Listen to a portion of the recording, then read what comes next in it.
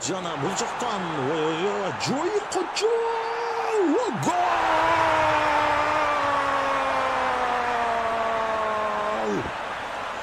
Мына сага эсеп өзгөрдү.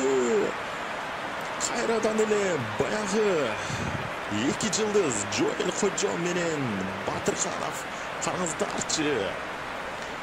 Жоел Кожо биринчи сокку узатты.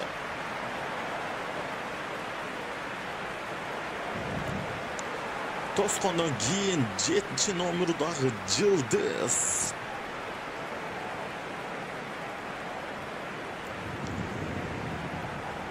өзүнүн ишин так аткарды десек болот.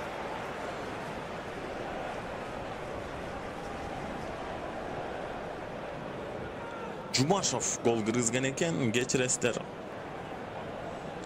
Кожо